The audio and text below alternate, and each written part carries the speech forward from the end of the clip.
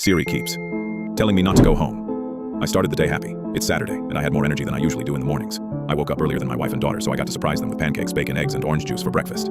The smell of the pancakes rolled my daughter out of bed and had her sitting at the kitchen table in no time, albeit nodding off a bit in her hand.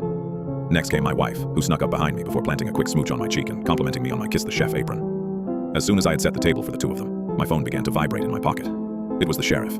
He started rambling on about how there had been an armed robbery and assault a few miles out of town, and how he needed all hands on deck for this one. With a sigh, I told him I'd be right down. I hung up the phone and looked at my wife apologetically, while my daughter lay with her head down on the table. My wife assured me that she understood, but that didn't stop me from apologizing profusely as I rushed out the door. Before I stepped out into the world once and for all, my wife yanked me back by the neck of my shirt before pulling me in for a kiss. She told me she had a headache and that she and my daughter were probably just going to lounge around and nap all day. The scene of the incident was more than a few miles out of town, and the further I drove, the more I wondered how this was even in our jurisdiction. When I finally arrived, I wanted to punch the sheriff in the face. Not only had the men been caught, but they'd also already been brought down to the station. I couldn't refrain from giving the sheriff a piece of my mind. He had me driving all the way out here on my day off, wasting time that could have been spent with my wife and kid, just for the case to already be closed when I get here.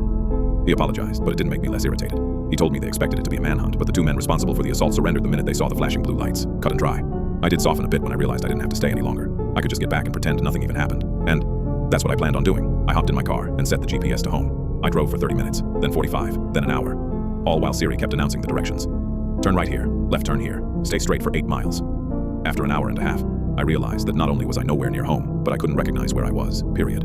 I was surrounded by trees with nothing but asphalt beneath me. My phone had no service, but somehow Siri kept spouting off directions. You turn here, at the next stop sign, turn left, keep straight for 10 miles.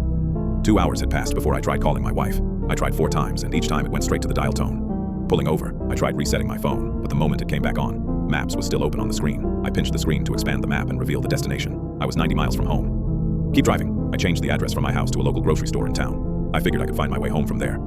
The map took me to the town. It took nearly 3 hours, but I got there. Only once I did. It was like Siri knew. Turn around, do not go home. I tried shutting my phone off, but it wouldn't budge. It just kept saying the same thing over and over again. Do not go home, do not go home, do not go home. I tried to tune it out, rolling the windows down and cranking the radio up as I advanced closer and closer to my neighborhood. I pulled into the driveway, and Siri started sounding off again. Get back in the car, do not go home, turn around.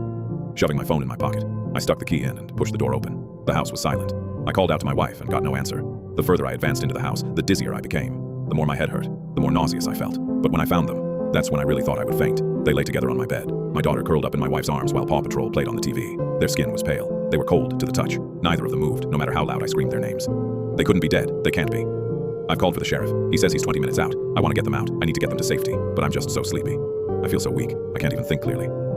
I'll get this all sorted out as soon as I wake up. We'll be okay.